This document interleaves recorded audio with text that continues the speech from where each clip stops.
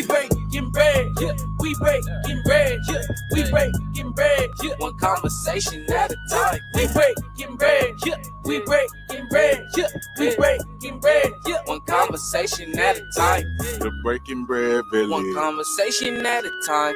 The Breaking Bread Village. One conversation at a time.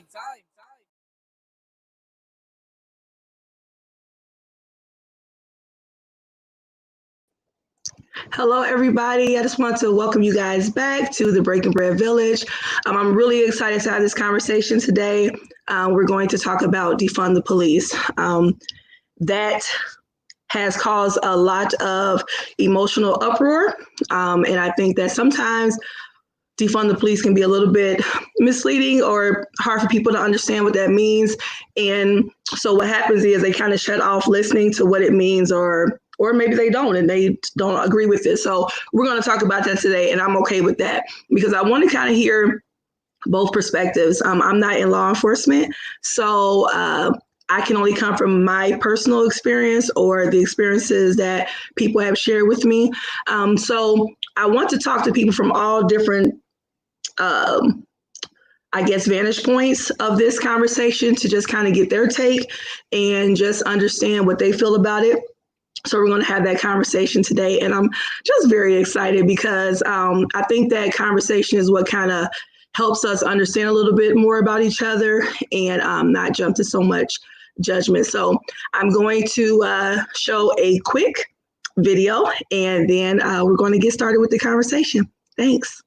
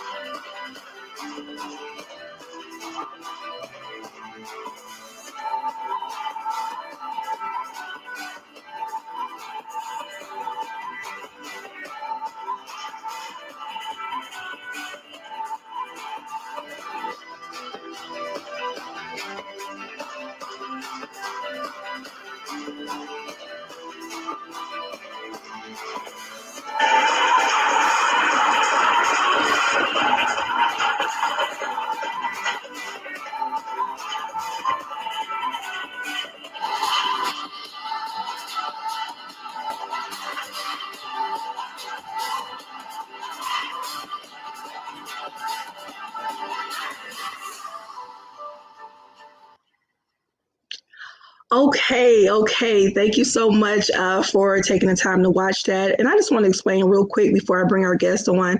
And I explained to them already that I purposely use that imagery to just kind of help with our conversation today, because I do believe that sometimes the pictures and the visuals that we're given kind of help with our outrage as well, because I know some law enforcement officers, of course, that do some really good things in the community, and that's not really highlighted as much, but we'll get to that in a minute. So I just wanted to kind of just show that, because that's what we see constantly, in the news and on the media. So I'm going to bring everybody on.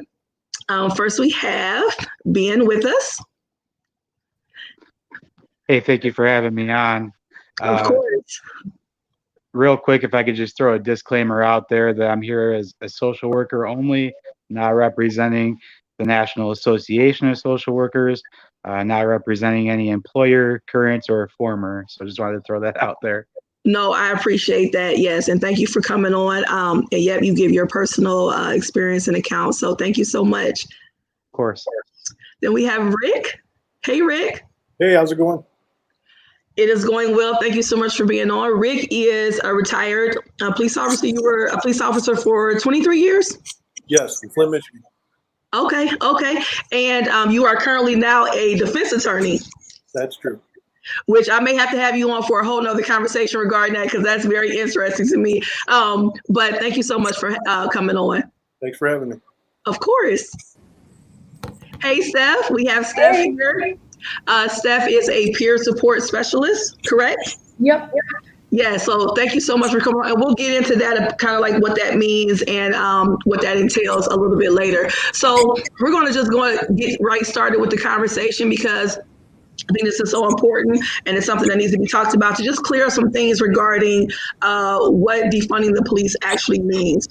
So I just want to kind of ask each person what you guys believe defunding the police means. So I'm going to start with you, Rick. If you could tell me what that kind of means to you. Well, that's a hard question to answer. I worked, Okay. like I said, for 23 years, and in my opinion, the Flint Police Department was defunded every single year I worked there. When I hired on, we had 300 police officers. When I retired, we had 100. And the crime rate never went down. We regularly led the country in violent crimes. So I'm not sure what defund the police means. To me, that means you're going to wipe out a police department like Flint. Okay. And I know some people have said that too, where they feel like it's more so abolishing as opposed to reforming. So I've heard that argument as well. So thank you for that part of it. Steph, what do you feel?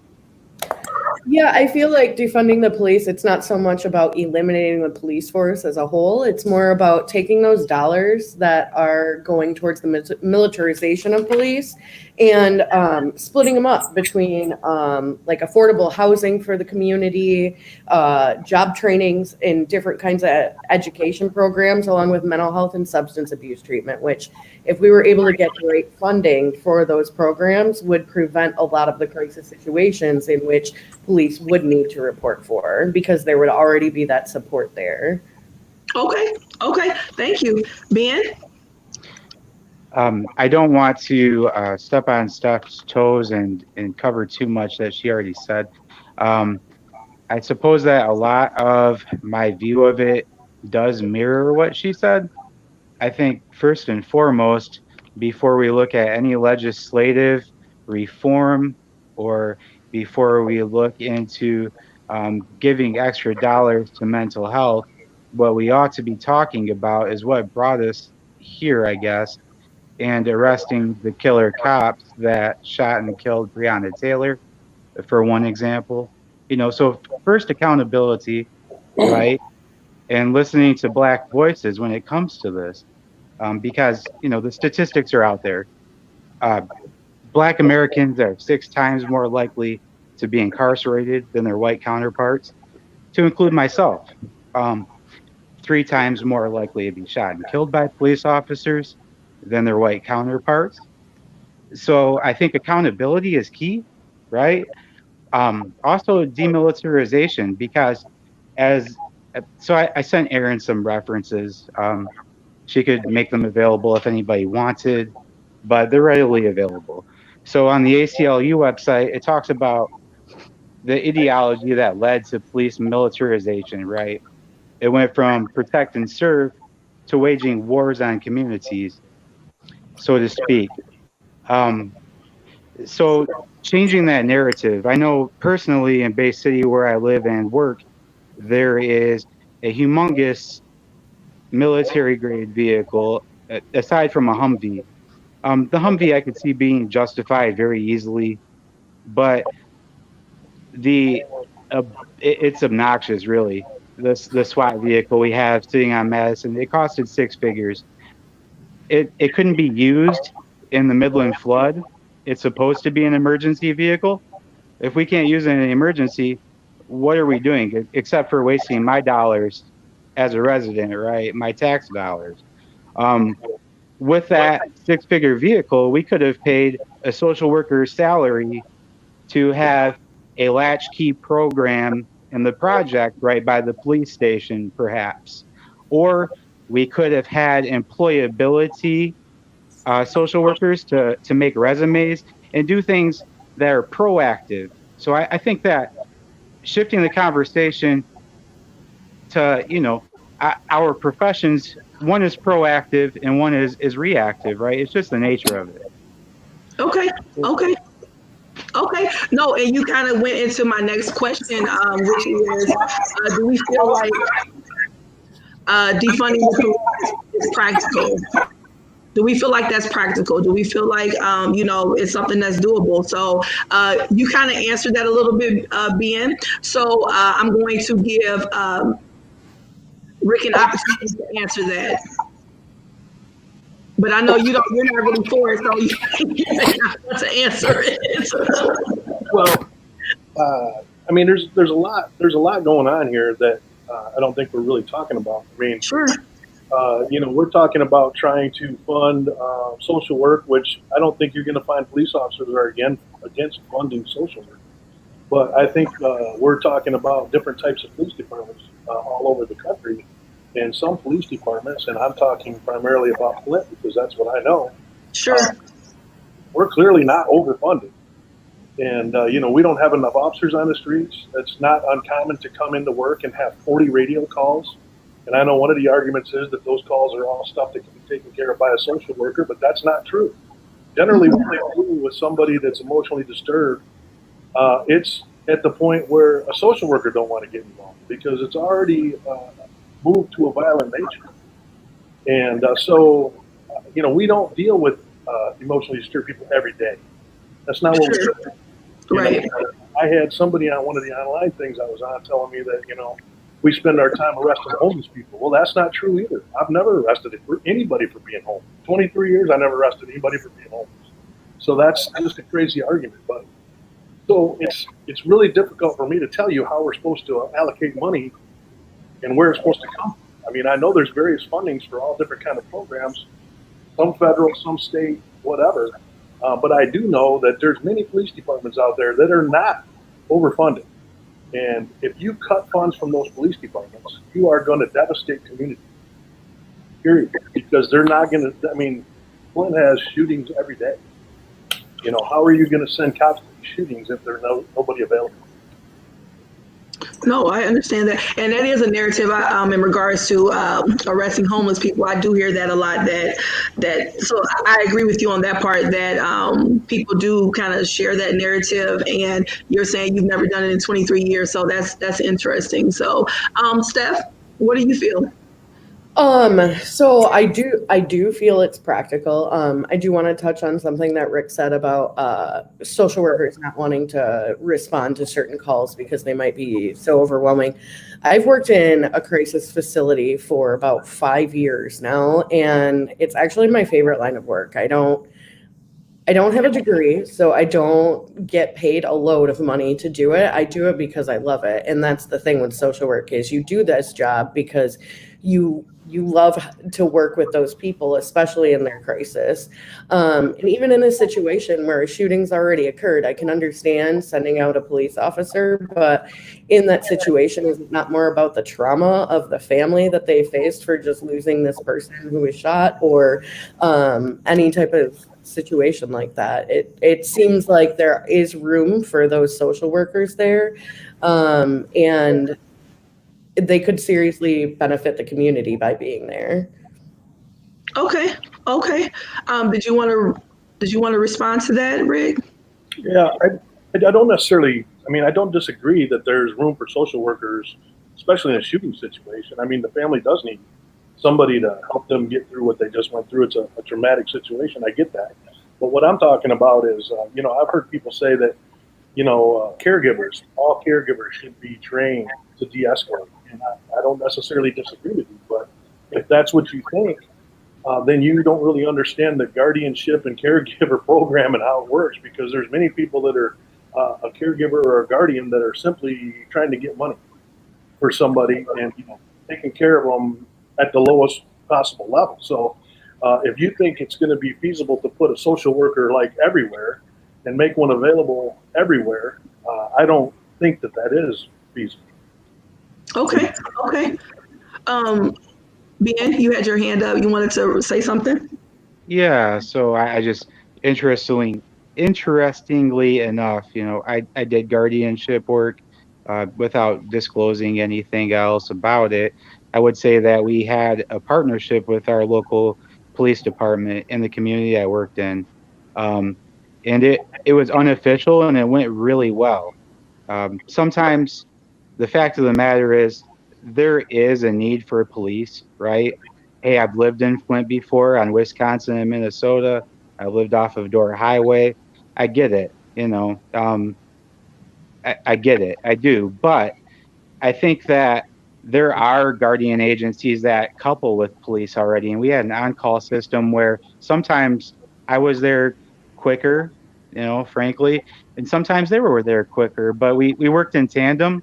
I think the only way it can work in tandem is if it's a community partnership and if it's organic, right? If I have somebody telling me I have to work in tandem with a police officer, he has the power already, right? He's the guy with the gun. So I don't know that that would work. They may feel resentment if they're seeing budget cuts, but we're being incorporated instead. I, I get why people might not like that, right? That makes Um, sense.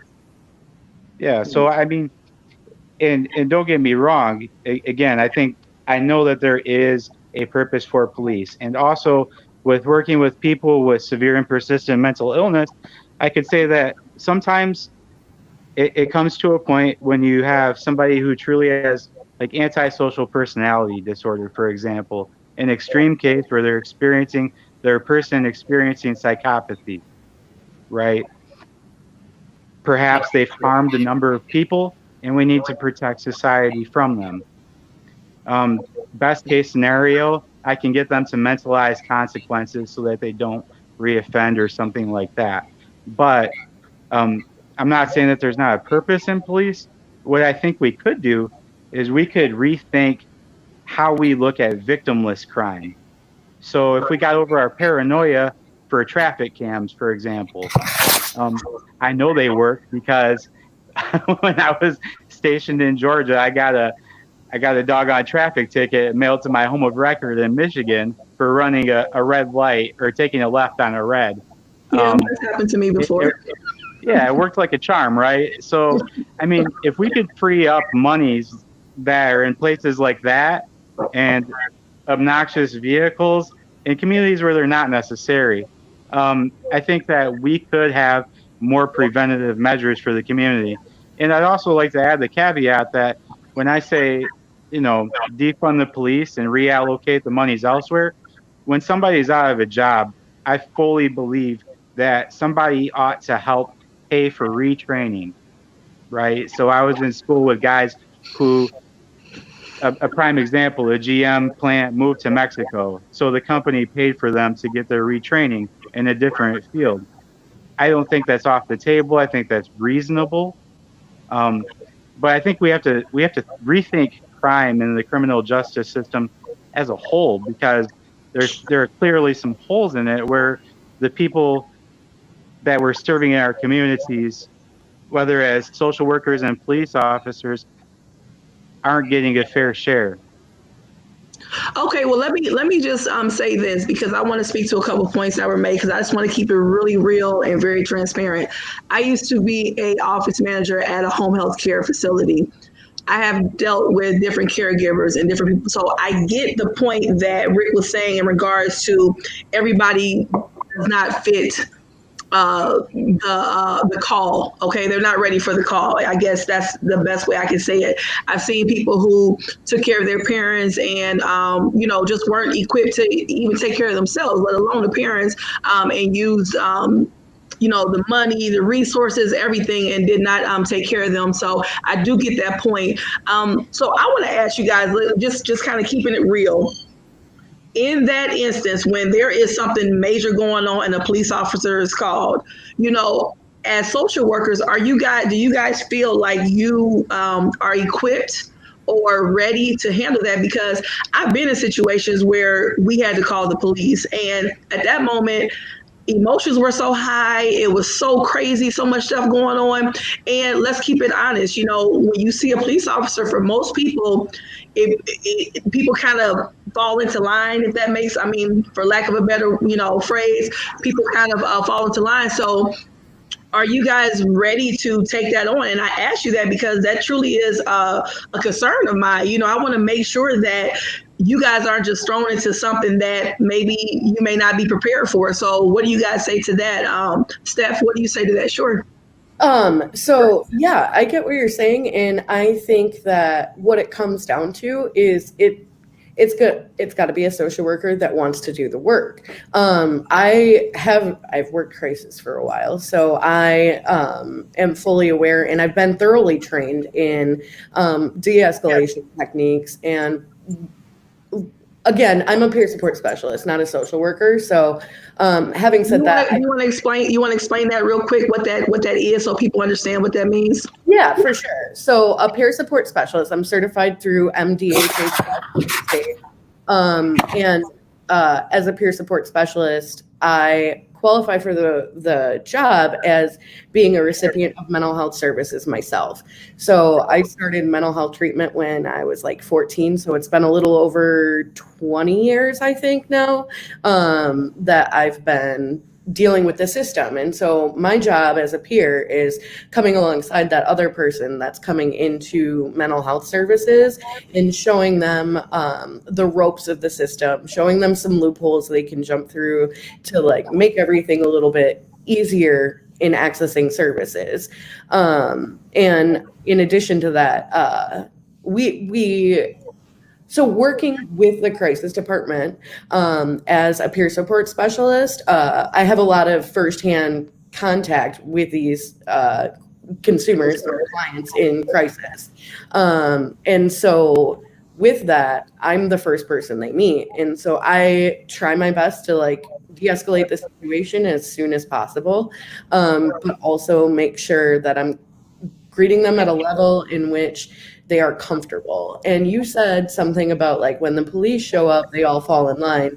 And I'm assuming you were referring to like the actual officers. Well, what I'm saying is that I'm trying to just be kind of real here, right? When police officers come, they pull up with the lights, they show up with, their full, uniforms on, guns. People often give them a certain type of respect that they may not give a lady holding the clipboard, is all I'm trying to say. I'm not trying to take anything away from that. I'm just being real. So I'm trying to understand, what this will look like, because this is a real thing that people are advocating for. And it's also, I believe I've read some articles that it kind of started in different places out west, I believe, where they've already been doing this a little bit. So I'm just trying to see what it will look like, because I think a lot of people have that question. So that's actually something I was going to touch on. I know a lot of firsthand accounts, and myself included, where it's a situation where the police arrive. It either instills that like automatic sense of like respect for the officer, or it's going to cause them some distress. I have anxiety attacks around police officers when I'm not doing anything wrong. So that's just based on my own experience. And with that too, like that's something that in my job as a peer, I always try and dress the part of being casual. I don't come in there with like a tie or like anything fancy. I just kind of try and keep it real, like you keep saying.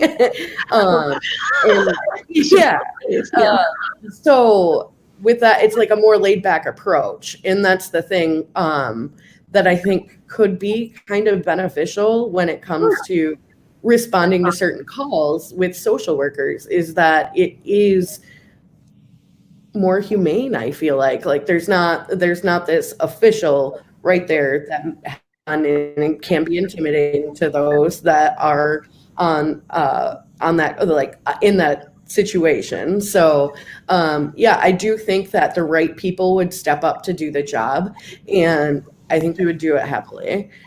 Okay. And let me just be clear, I'm on both sides of this because I see both sides of it. But, I guess when I say keep it real, it's just that a lot of people have these questions. A lot of people are wondering. A lot of people are trying to see, because I think a lot of times when we create laws or we create these new ideas, people that aren't even in the trenches make up these new rules. And we don't always think it through. Okay, so that's why I ask these questions, because I really want to make sure we're thinking this through, because essentially people's lives are at stake with this. This is really a big deal. Depending on the situation, of course. So thank you for that, Steph. I appreciate you. Yeah.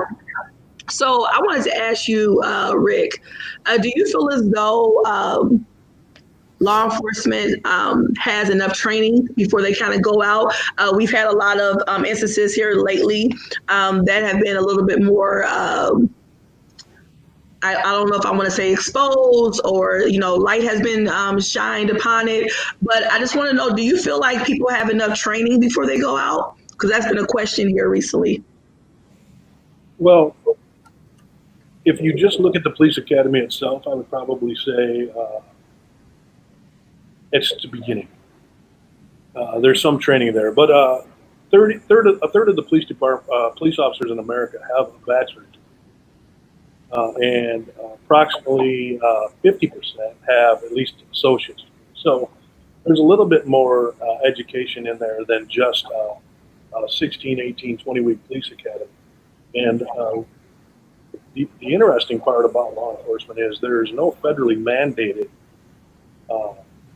curriculum or program that oversees all police agencies nationwide. Each state kind of controls their own police training. So in Michigan, it's the Michigan Commission on Law Enforcement Standards, and they have pretty high and pretty stringent standards. And another thing about the training of police officers is it's sort of like continuing education as they go through. There are certain things that they are ordered to take. And there's other classes and training that they can take that's more kind of elective, so to speak, like in college. But, one of the things that the officers that the departments have been doing are trying to put officers into classes that have more to do with crisis intervention and teach the officers more de-escalation techniques. So another thing about me is I taught defensive tactics in the police academy for 10 years. So I taught people how to defend themselves and do subject control and things of that nature. And we did teach de-escalation. Okay. It's important to know that if you are in a situation where you have to pull your gun, for example, and then the subject is no longer a threat, puts a gun down, puts the knife down, whatever, you have to be able to de-escalate. Right. So, that's part of the training for defensive tactics too. And sometimes that gets overshadowed, when we have incidents such as what happened over in Minnesota. So it's important to know that good police officers don't like bad police officers. Everybody seems to think that the thin blue line is to protect bad police officers, and that's strictly not the case. I've seen plenty of police officers disciplined and terminated in my 23 years, and nobody was out there trying to keep those guys. If you're out there completely screwing up, nobody's trying to keep you on the job. Okay. And again, you're in it, all I can go by is what is shown, right? What is shown through the news outlets, through, TV and, movies. So, that's what we have to go by. So I appreciate you for sharing that. So my other part of this, and you guys can all kind of chime on this, do you guys think that it should be more vetting before hiring? So, it's been so much going on, and people are talking about, all these different occurrences that have taken place. And, I know one question is the vetting process, could we do better with that? Could we kind of go a little bit more deeper into people's, backgrounds, or, I don't know, psych exams, or, because I know that happens, but sometimes I don't feel like it's enough. But again, I'm not in it. So what do you think, Ben? What do you think about that? I think that, so I've heard and read different places. I wish I could cite a source right now that, there's some apprehension and maybe Rick can, endorse this. There's some apprehension to get mental health help when it comes to having a badge, because you don't want, your fear is that you're going to either lose your job or, be frowned upon. And I get that. So I think that vetting may prevent some of that. But what about when people are already on the force, right? Because there's articles out there and some statistics that say that, police officers have a higher rate of domestic violence in their own Which I've home. read that. Mm-hmm. So I mean, the issue is that they're afraid to get the help that they need sometimes, I think. So there's that part of it, right? But also, I think to go on another point of vetting, what about the news lately where there's been a lot of firing of police officers for saying racist things, going on racist diatribes, being part of some sort of alt-right extremist groups, things of that sort. I think that we could do better as far as that goes. Um, so there's that. But how do you do it? And that's the thing is that, and that's why I'm asking these questions, because it's like, how do we do this? I mean, because I always have these solutions in my brain, right? Where it's like, oh, we could just do this and we could, do that. But how do we do it if, like you said, if people are afraid or apprehensive, which I can see that. I can see not wanting to say, I have a history of this because it may, prevent me from getting a job. So how do we do this? And I know you mentioned Rick can speak to this. I'm going to let Steph kind of tell me, do you think there should be more vetting? And then Rick, if you could be prepared to kind of touch base on what he just made mention of. Go ahead, Steph. Yeah. So, like most of what I know of the internal workings of the police is things I've learned from movies. So, and so I'm under the assumption that when something happens, like if there's like a shooting or some sort of traumatic incident happens, there is some sort of psych eval that's done at that point or something along those lines. Is that correct, Rick? Rick? Oh, he's muted. Yes, that is accurate. They do have to go do a psych eval. Okay, right. They do that on Law and Order, so I love Law and Order, but They're on administrative leave for like 3 or 5 days, something like that. Okay. So even incorporating something like that in the hiring process would be super beneficial. Maybe I don't know the exact route to take with that, but something along those lines is what I was thinking. And I know Ben had mentioned something about what did he say? You know what? I'll get back to it.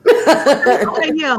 Get back to us because I want to know. Rick, what do you think as far as vetting? Because you were in it for 23 years, so you've seen a lot.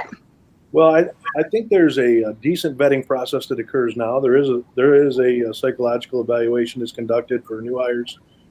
There is a couple different, at least I guess I'm speaking for Flint because that's where I was at, but sure. a couple different boards that you have to go through. Of course, there's a written exam and a physical exam. So, there is a fair vetting process. Okay. I think something that's important to note since we're talking about vetting and new hires is the problem that's going to be created right now with all the talk that's going on. First of all, it's already started where the starting pay for new officers has gone down considerably. I know in Flint, I think they start out new hires at like around $15 an hour. Really? So are you serious? You're going to go out and risk getting shot at for $15 an hour. So that's starters.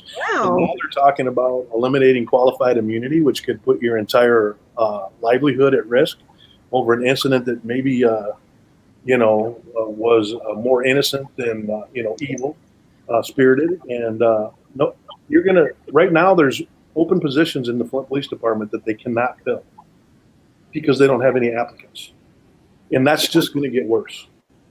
So this whole movement and defunding the police and what we're talking about is just making it harder and harder to get any applicants, let alone qualified.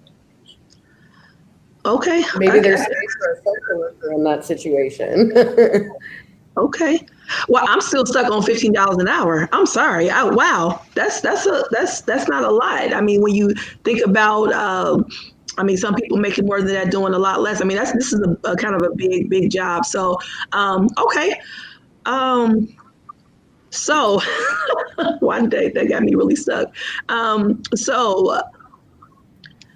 This is a question too, do you feel like law enforcement is equipped to deal with people that have mental health struggles or that are drug abusers? I know I read a lot of things in regards to, incarceration rates. And a lot of times, a lot of the people have mental health issues or they're drug, abusers. And I've always thought that they should not be in prison. Maybe they need some help, because they are addicted and have some issues. So what do you guys think about that in regards to, do you think that law enforcement needs to deal with people with mental. And how do we draw that line, right? Because that's also a question that I have is how do you draw that line between, okay, this is for the social work part of it, or this is for the police officer, so what do you guys think? Because I don't know. I have an idea with it anyway. So the fact of the matter is, police are already doing this sort of work. Mhm. It's above and beyond what should be expected of them, right? But I've seen countless police officers petition somebody into the mental health unit, for example. I've had police officers who may take somebody to the homeless shelter, like when really they have other stuff to be doing. Um, and police officers certainly administer Narcan, right? That's the reality of it. And I don't think that should stop. But there are already crisis lines, as Steph already alluded to, and emergency lines integrated in almost every community mental health. In fact, everyone that I know of does already have them. So if we had um, a siloed system, I guess, so to speak, right, where we had a third party and granted, if it's super urgent, then just send the police out right away or send whomever out right away. But a third party who's not interested in social work or police doing the dispatching and sending the calls, either just, I'm going to pick on Rick for a second, my way or Rick's way, right? Depending on what they are. You could do a quick screen and hopefully be able to tell if somebody's having a mental health episode or if it's truly just criminal activity. Sometimes we don't know until it's too late. I read about a man who suffered from bipolar disorder who had a manic episode recently in Chicago, and the police didn't know any better. And, to be really frank, some social workers might not even know the difference. So, but I think how it could work is a siloed system. Like I said, a third party integrating the two, I guess, for lack of better words. Okay, Steph. So I do, but I think there's a lot more space for improvement. The community that I worked in, I know. Okay, so Saginaw, for example, Saginaw is fantastic, and I absolutely love it. And they have made a lot of improvement to their policing system. I do know that they do receive continuing education trainings and things like that on how to deal with mental health situations, whether it's like mental health first aid. And so they are more equipped there to deal with those challenges because back in 2012, Milton Hall was Yes. by police officers almost 50 times for nothing more than a 3-inch knife, which at that time is when they started enforcing some change there. So I do like what I've seen within Saginaw City Police. They still have a long way to go, but that is the closest example I have to what a good starting point would be, is something like that where they're more inclined to work with community mental health, and they know that like the mental health workers have their back. So Okay. Rick, I have a question for you. I wanted to ask, and this is just something that I've always been curious about, and since I have you here, I'm going to ask it. With the psych exam, can you give a couple of the questions that are asked? I'm just curious, like what type, because I've always wondered how do they determine if a person is, okay or not to do the job? Like what qualifies them to be a police officer? You realize I did that like 35 years ago, right? Oh, you have to remember a couple of the questions, right? I mean, like, did you kill a dog, or I don't. There were stuff. I don't remember it really any detail, but Okay. There were a lot of the stuff that you threw was kind of psychologically driven. They would ask you questions, I remember in the one board, I had some traffic tickets for speeding. I was 18 years old and I had a Chevelle 350. So, I got caught speeding a few times because that's what 18-year-old boys do. Right, But it's right. about 350. So, and I remember the one lady said, "Have you ever been pulled over and not given a ticket?" And I said, "No." And she said, "Why? Are you rude to the officers?" And I'm like, "Absolutely not." You know, I mean, it's always the yes sir, no sir. I've never been that way, you know. So, but you know, there was a whole lot of different kind of questions. I'm sorry, I don't really remember them, but No, it's okay. I just always been curious because when people ask the questions about vetting, they say, well, they took an exam. And I've always been curious what's on there for someone to say, okay, stamp of approval, they're good. You know what I mean? So I've always been kind of curious about that. So that's okay. I'll find out. I'll ask somebody. Somebody can tell me. Go ahead, Rick. if I could go back just a little bit, you were talking about mental health treatment for officers when they're on the job.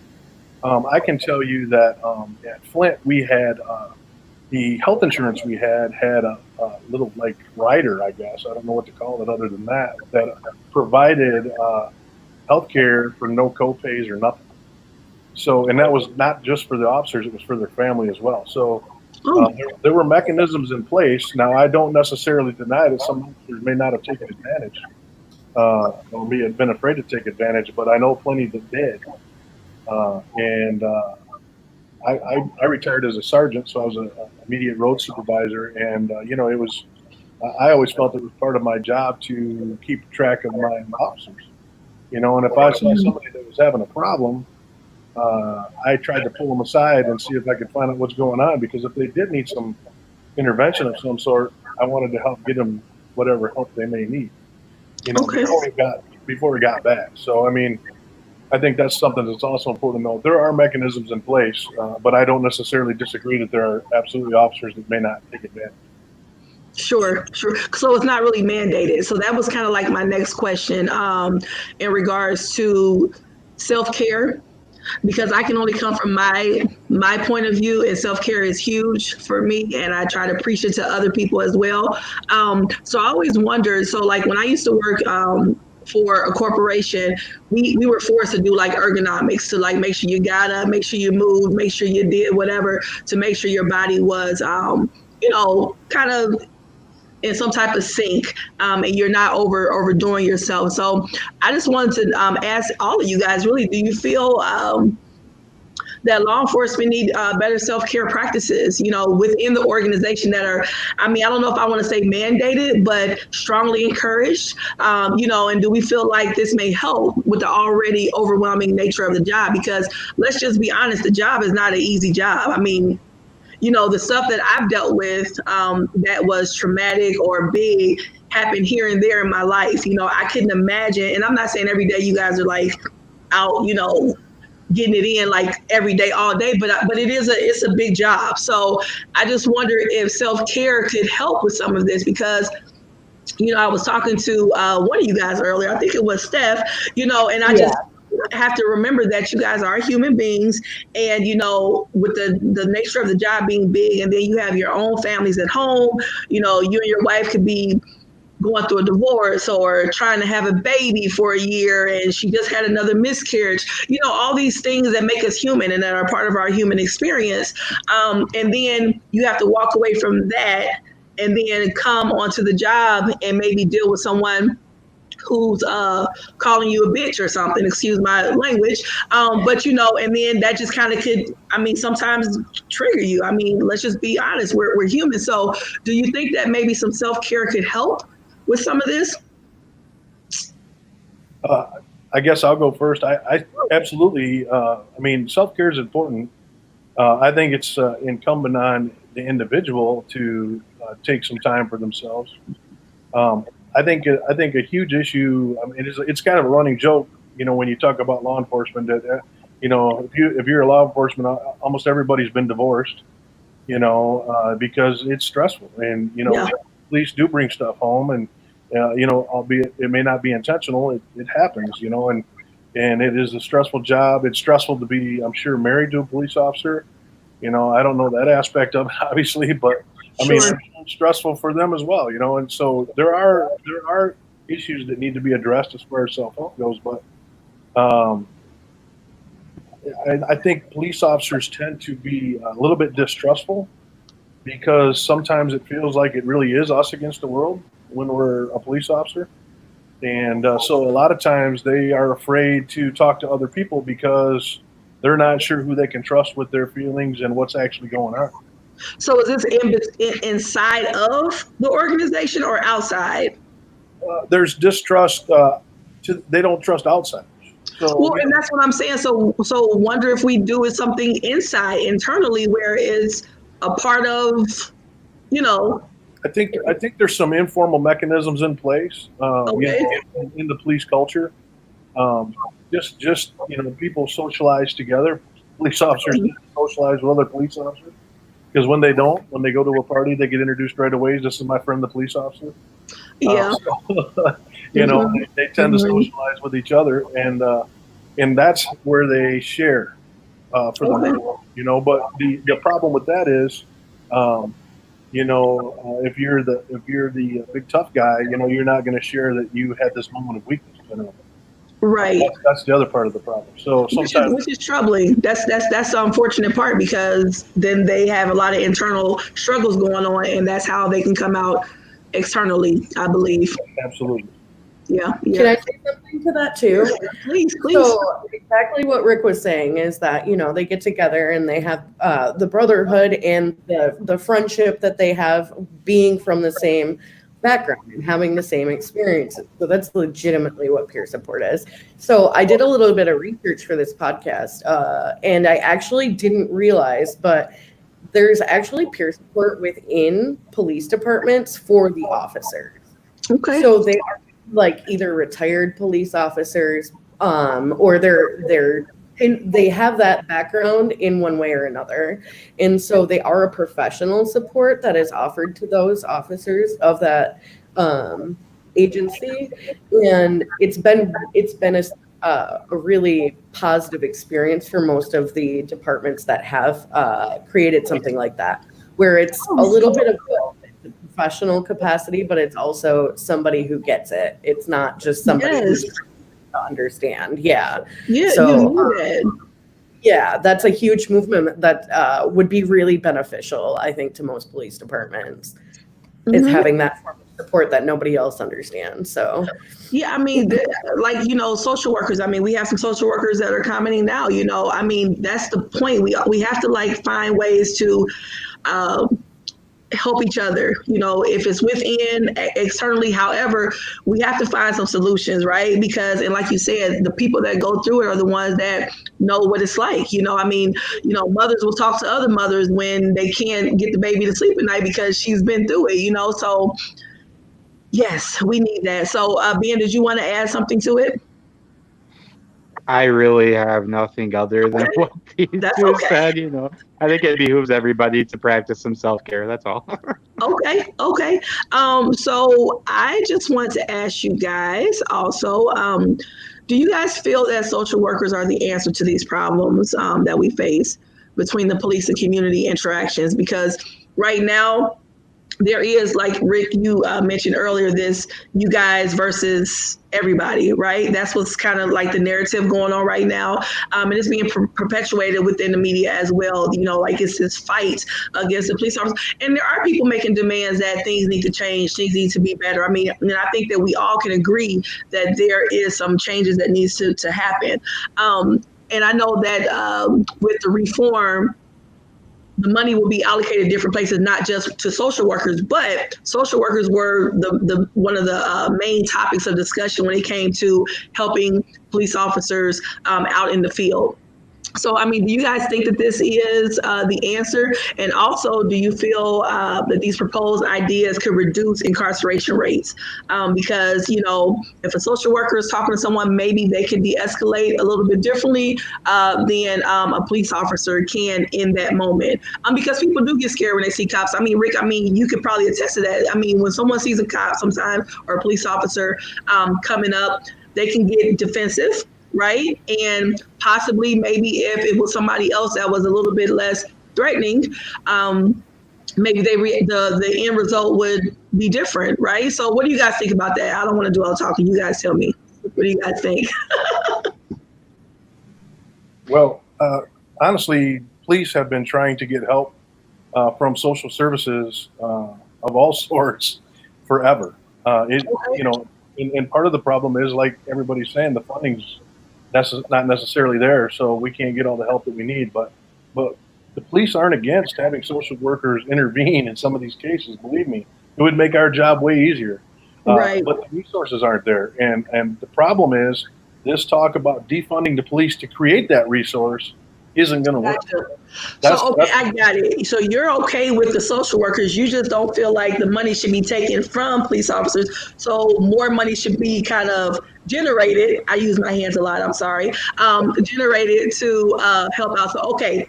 So I'm just trying to make sure I'm getting what you're saying. So, well, and it may be a case by case basis because every community is different. But I'm not talking about Flint because that's where I'm at. But it's there's no money in Flint. There's no money in Flint. So if you take money that's supposed to go to the police, you're not going to have police. What you have isn't going to be effective. What we have now isn't effective. So, they're struggling to keep their head above water, and you want to take more money away. That's just not going to work. That's part of the problem. Okay. Steph, you had something to say, looks like? Oh, I was trying to shoo my cat off the table.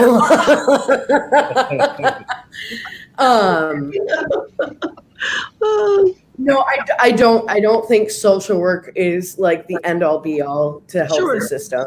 I do think there's a lot of focus on the fact that it is all about social workers being added in, but it's really not. There's multiple levels to that in which the community needs support. And so it's not just about getting social workers out there. I think it's just that you can easily label it as one person replacing another in that situation, which is why it's brought in so much. But yeah, there's so many other systems out there to support people within our communities, and it's something that really needs to be looked into. And like Rick said, if you take like money from the departments when they don't have money, there won't be police. So but there's also ways to kind of work with that budget in a way that is going to benefit other programs, even if it's within the police department internally. And so I do think there's little steps that can be taken and it might just be baby steps. That might be all that can happen for the time being, even though I just wanted to jump the gun and get it done. But right. Yeah, even just the how awesome would it be to have a police worker who's actually a social worker, like has a degree in social work while also being a police officer? Like it's different. It's a different way to think about it, but I think that's super beneficial. And yeah, I think it could be really interesting. I'm hoping for the best. Yeah. Yeah, this is all. I mean, do you know anybody like that, Rick, that has a social work degree that's also an officer? Oh, you're muted. There's a lot of officers have degrees. I just don't know what they're all in. Okay. Some may have social work degrees. I have no idea. I had a little bit of a unique upbringing in that my dad was a substance abuse counselor for 24 years, and so I had that growing up, and he was more along the lines of a peer support person. He was a recovering alcoholic and became a substance abuse counselor, and he was very renowned in the Genesee County area in Michigan because he started the first a deaf substance abuse or alcohol support group, and he started the first all-female alcohol support group in Genesee County. So he also worked with the drug court with Judge Ransom in the Seventh Circuit Court here for a while after he retired from substance abuse counseling. So I had that kind of a background going for me. So I employed some of that when I was working, obviously.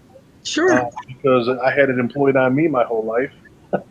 So I knew how it worked, and I used it when I was working, and it was effective sometimes. But I mean, I worked undercover narcotics for 12 years, and wow, that's honestly, I can only think of 2 people that I was able to get help, or that wanted help, I guess, whichever way you want to look at it, and actually recovered.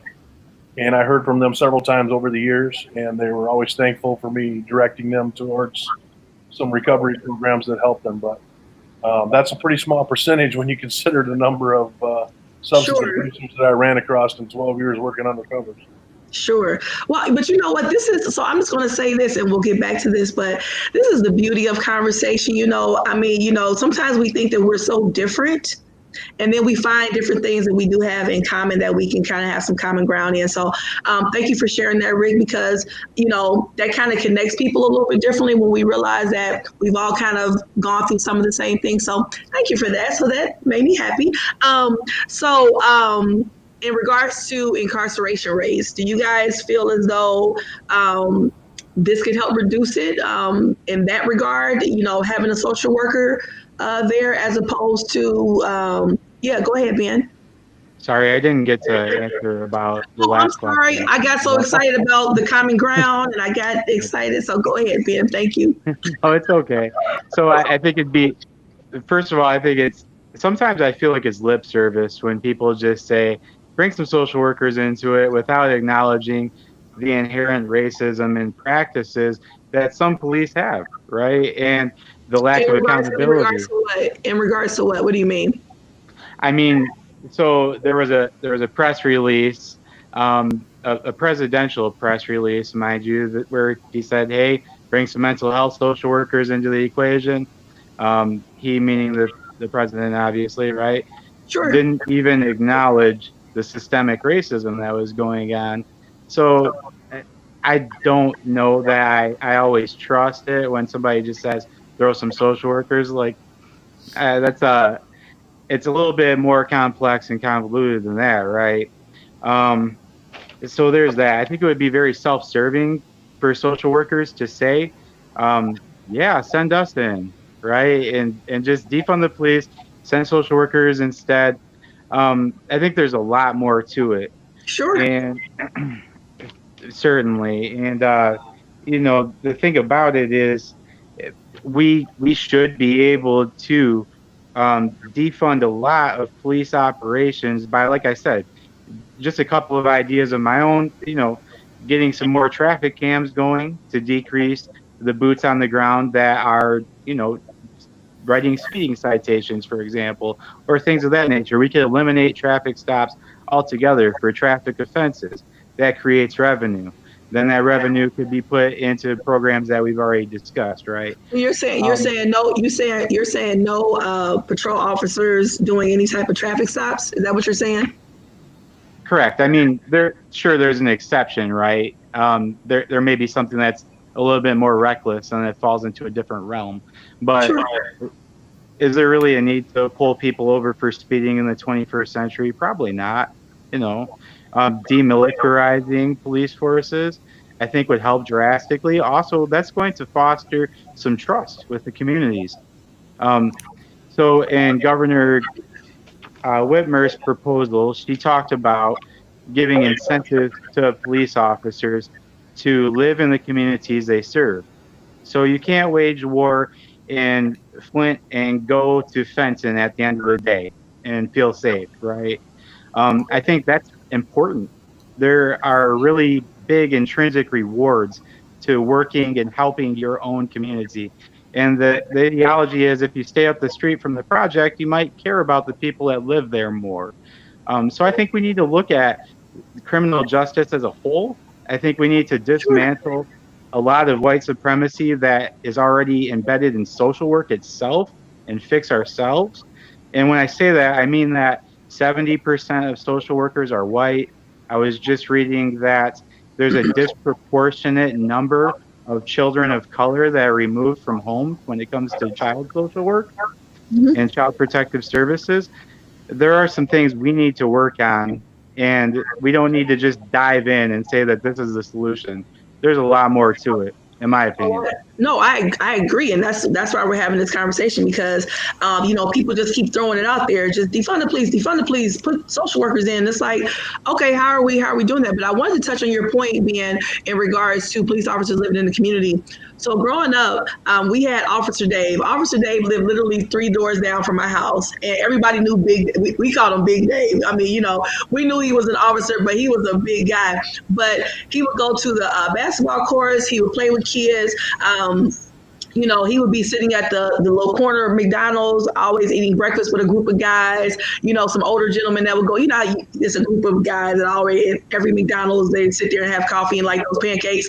And so he would sit there with them, and everybody knew Dave, right? So when things happened and Dave showed up, nobody was really afraid of him because everybody knew him, and they knew that, you know, he would chastise kids. He would tell them, you know, to stop doing things, but he did it in a way where people trusted him and felt safe. But he also did it when he, you know, when he needed to put the hammer down, so to speak. He did that as well, but everybody respected and trusted him. So I do agree with it is nice to have people within the community.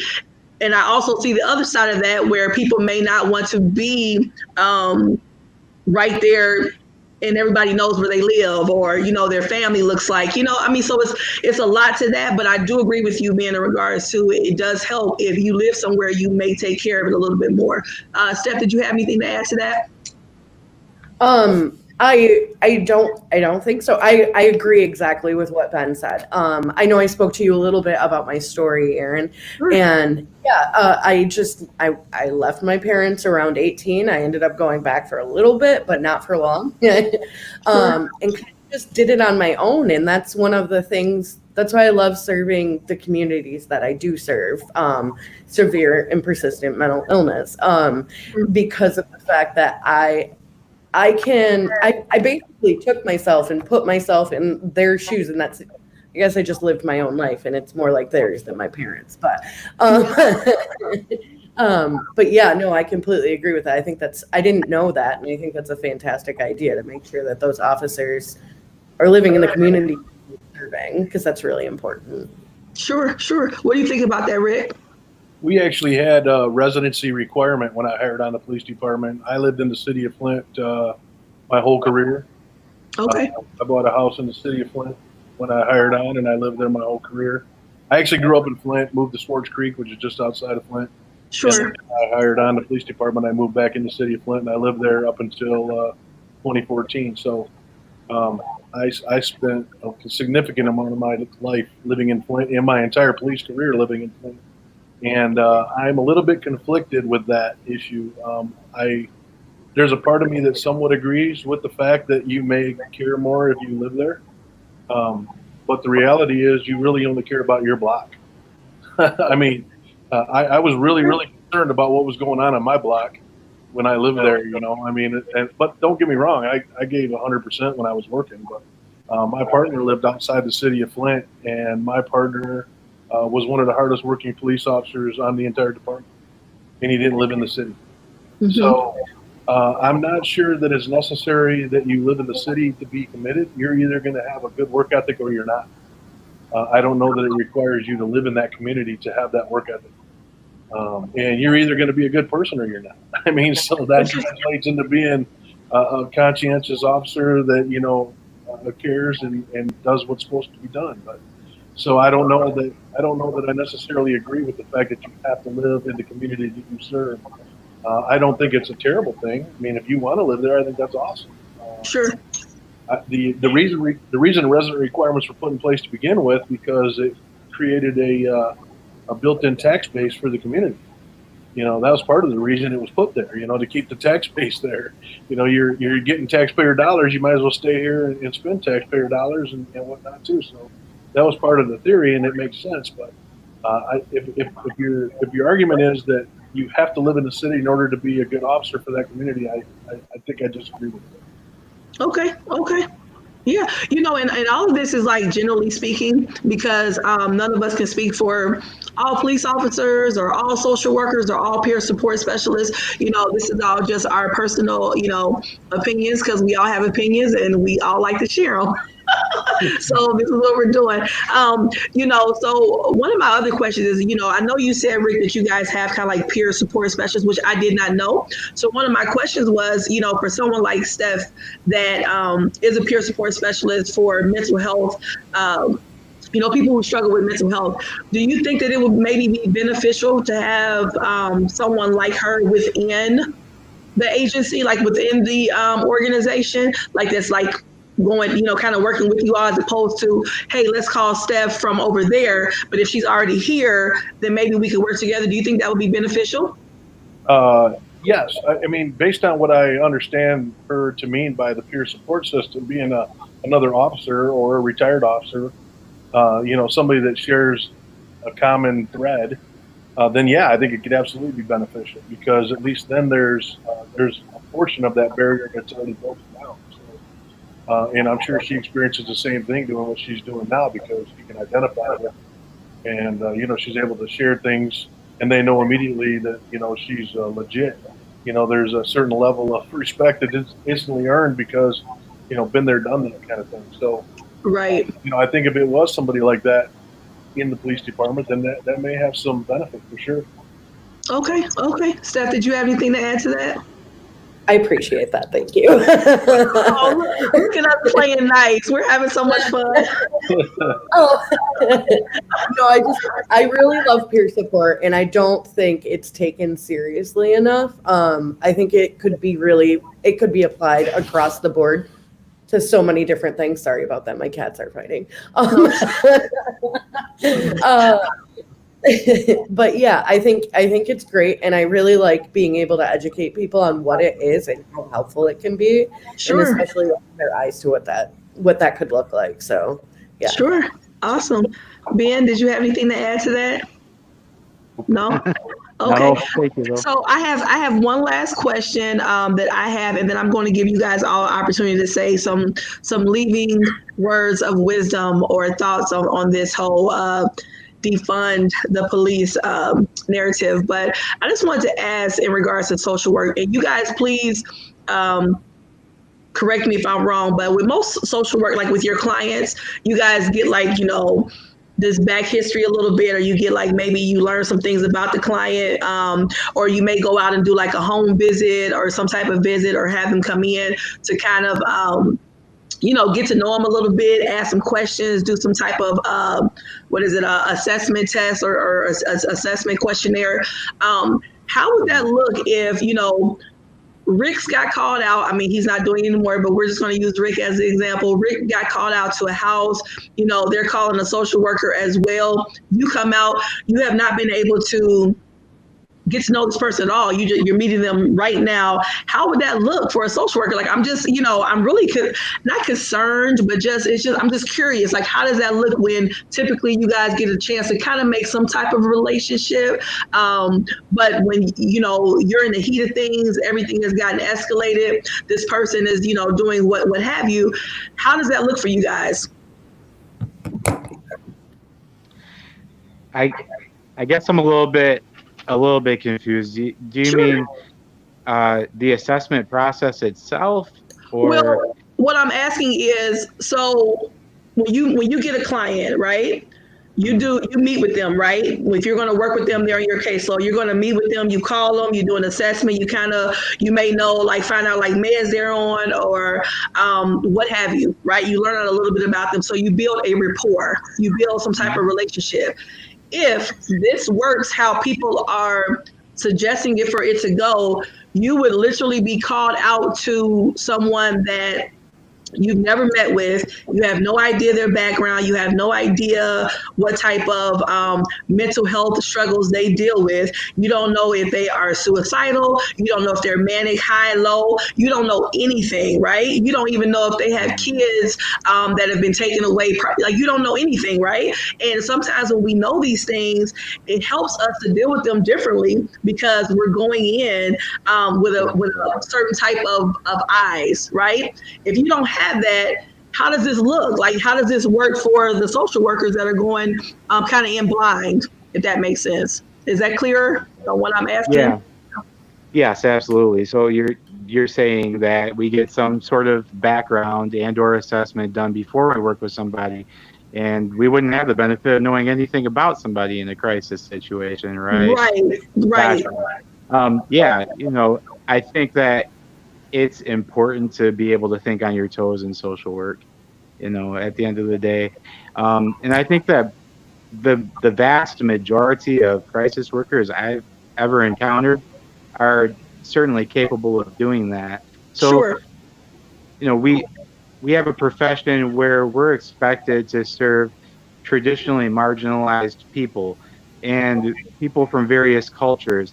And literally our job is to be empathic. So Sure. we're trying to learn, we're trying to put ourselves in their shoes the best we can, no matter what, I would say is a short answer to that.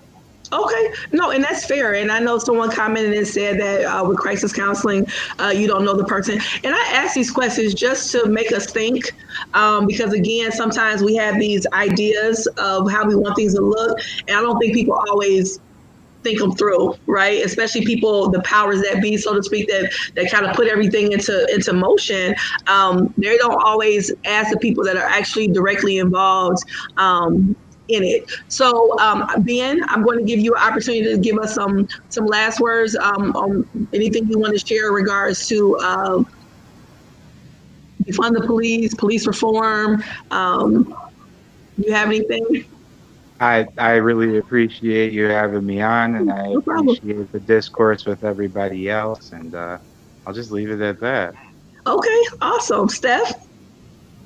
Yeah, same. I really appreciate being put in touch with you and being able to sit in on this conversation. And I like talking about this kind of stuff. And I like what you said earlier to me, Aaron, about sometimes you got to hold grace for other people. I really like that. I even wrote it down because I think that's really good that this is what it's about, is like holding grace for your neighbor, whether it's someone you've never met before or just the people in your community or people with differing opinions. I think that is really important, and I think it's great what you're doing. Oh, awesome. Thank you. Thank you. I appreciate that. Rick?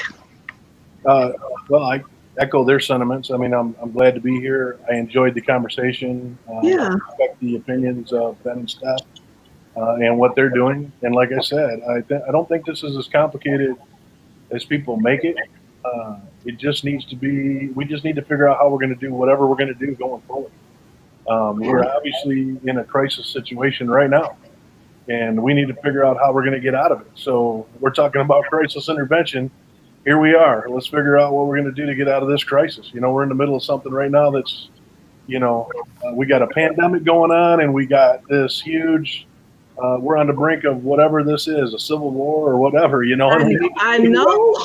Where we're going to do it. So, Yes. you know, it's going to take everybody, you know, and I don't know what that looks like, but I really know that, you know, my personal opinion is, and, you know, it's just my opinion, like you said earlier, but my personal opinion is defunding the police isn't going to get us there. Like I said, I think it might be a case-by-case basis, because there may be communities where defunding the police isn't going to kill the police department, but I can assure you that towns like Flint and Saginaw and Detroit, if you start defunding the police, there's going to be problems. No, I can see that. It's going to be way worse than it is now, because literally the police are going to be, that are still there, are going to be fighting for their lives. Yeah, yeah. Okay, well, you know what? I am getting a little choked up. I'm getting very emotional sometimes. I just want to say this, that, oh my God, I can't believe I'm crying. I value conversation. I value dialogue. And so many people told me, you know, we have a police officer and we have social workers, and it's going to be this uproar. And I really appreciate you guys for, I'm sorry, for having civil conversation, because we need this today in this world with everything that is going on. And I just love it. I think that we are all able, and I don't think we give ourselves enough credit, that we are able to, you know, have conversation without fighting, and being able to at least be able to see each other as human beings and see that we all need each other at the end of the day. I mean, we can pit each other against each other all day, and we're actually just going backwards. So I appreciate all of you guys from the bottom of my heart for being here and sharing your perspective, because it's important. I've had encounters with the police that were both good and bad. I've worked at a juvenile correction facility. I've worked with at-risk youth. I've worked as a visitation supervisor. So I've seen all sides of it, where, you know, And I will tell you, every family that I worked with, I never had to call the police because I treated them as a human from day one. And even when they call me bitches or, the N word and, all things, and I let them know, well, I'm all you got. So we're going to have to work together. And, but I still treated them with respect and let them know that they had to respect me. So at the end of the day, once I finished working with that family, we were tight. We were cool and they respected me and they trusted me because I made sure to let them know that they could. So my point in saying that is that it's really important to open ourselves up, have real conversations, and be honest with each other, but keep it respectful. Because we all come from different perspectives of this and different vantage points, and we all can work together to heal, this land. To not be too preachy, but just kind of. We can do this, but we just have to have these conversations. So I appreciate you guys again, and I wish you guys well, and thanks so much. Yeah, thank you. Thank you. Yep, no problem. Thank you. Bye. Bye. Bye.